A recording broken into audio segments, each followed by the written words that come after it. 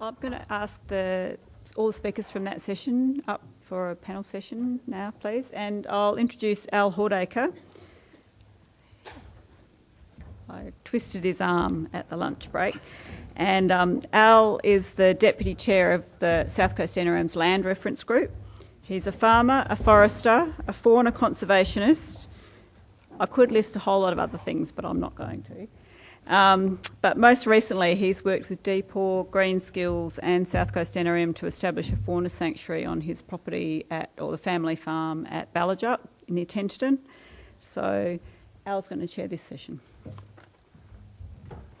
Thanks, Pen. What a wonderful session. It made me think a bit about my heritage, I guess. My grandfather and father grew apples unirrigated at Tenterden. They had a dairy. They used to supplement their income with rabbit pelts and a few possums. And they also had a free-range piggery. All very small scale. Now that same farm, which was on good clay red soils, is wheat. They grew a few oats back in the past as well. So there's been real change, and now people are starting to grow free-range pigs, and their biggest hassle is water, water, water. Carleen, I think you should talk to Dale about that frog. Without any further ado, questions please.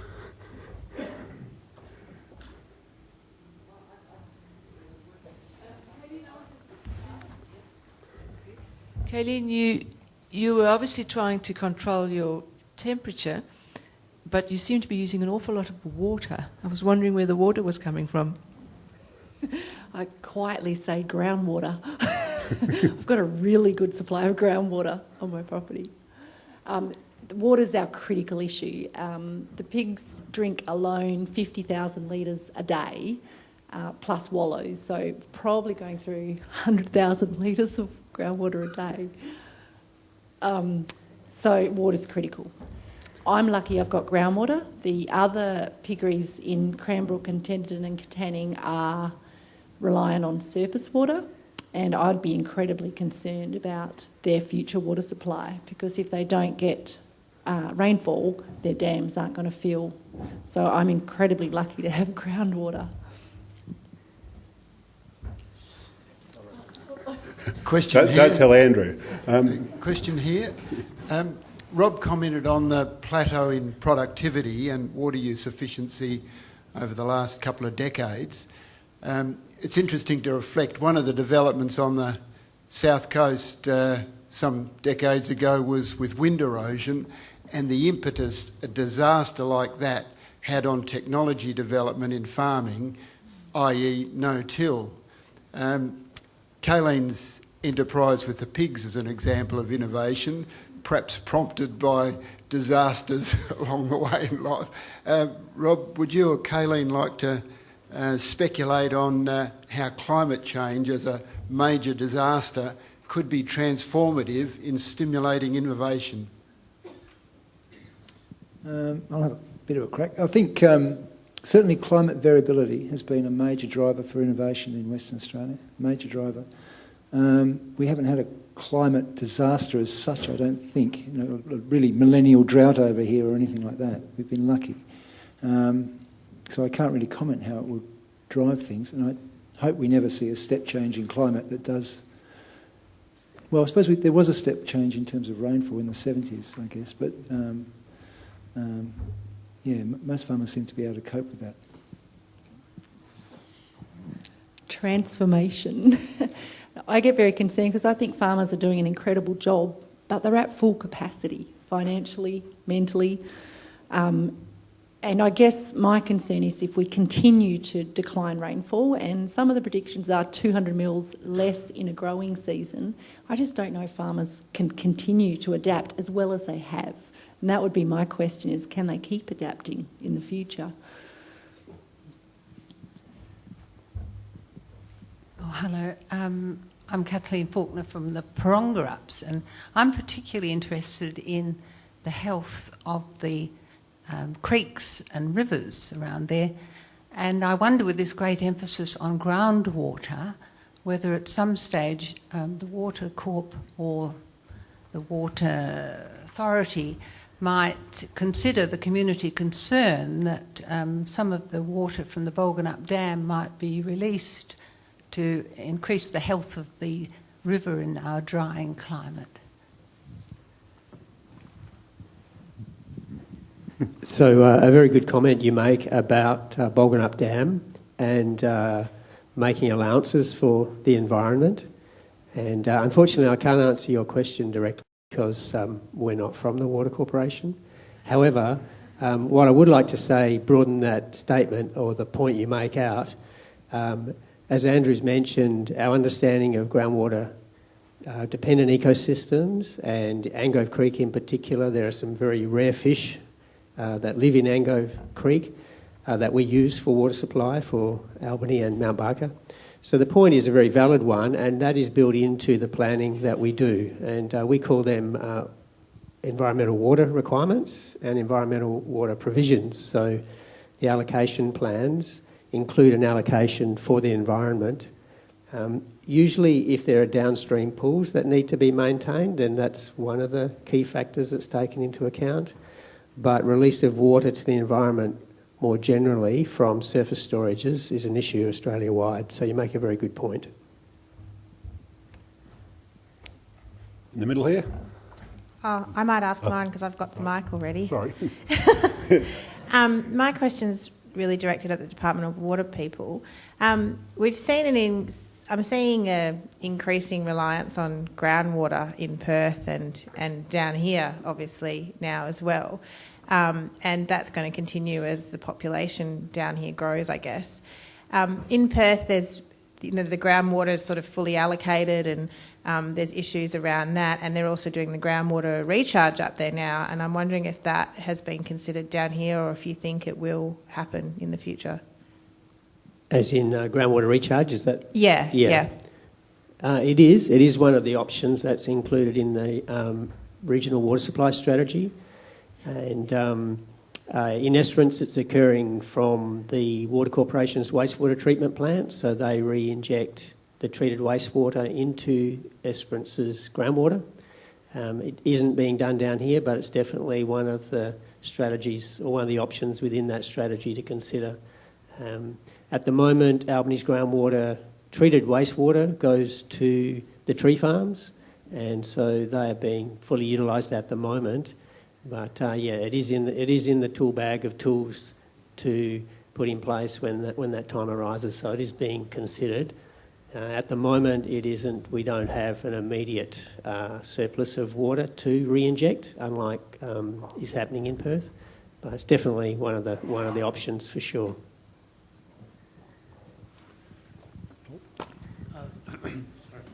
Quick. Am I on? Yep. Okay, good. Just a question for Andrew.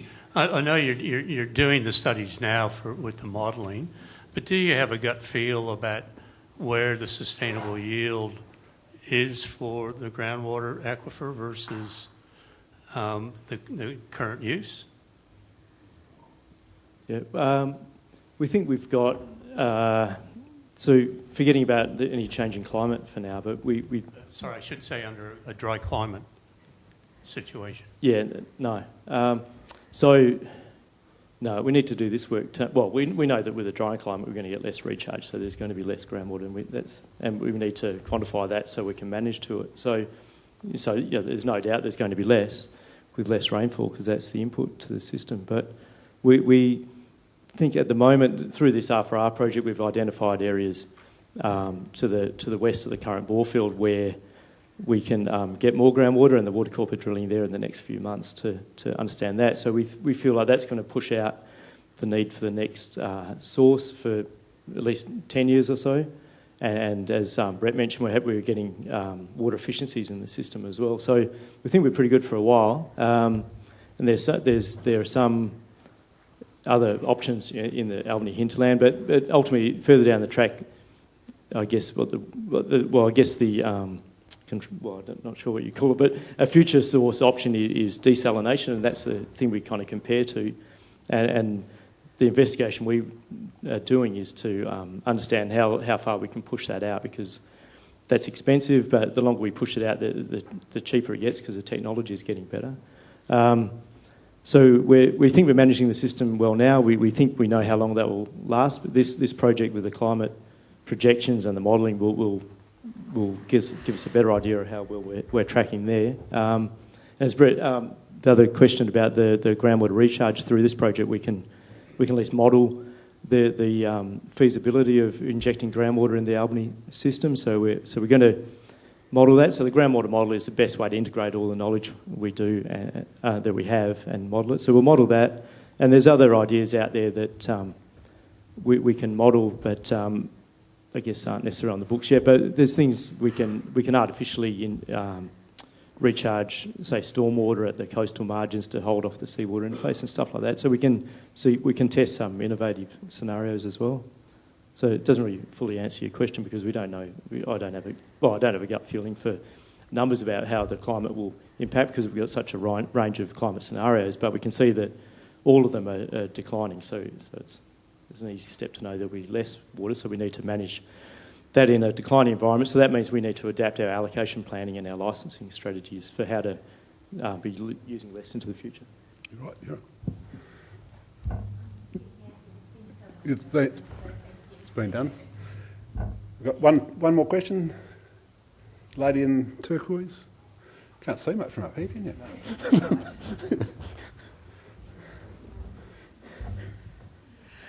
I wondered if the watermen could just elaborate on that. It was almost 3/4 of the water was self-supply. What's self-supply? Oh, certainly. So that the reference I made to that wheel diagram, that for the Great Southern region, 80% of water was self-supply. What I meant by that was that it wasn't provided through a water supply scheme. So it would be through farm dams or through, as Kayleen has mentioned, she has a bore with lots of good water, so that's considered self-supply. Drinking water, farm houses and sheds having rainwater tanks to capture water for drinking water, that's self-supply, as opposed to the integrated water supply scheme that's run by Water Corporation.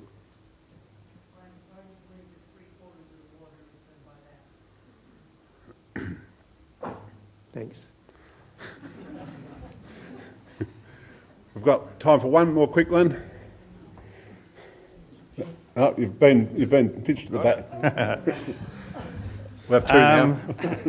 Brett, just to follow on from the previous comment on environmental water requirements, which is an issue now and will be more so in the future.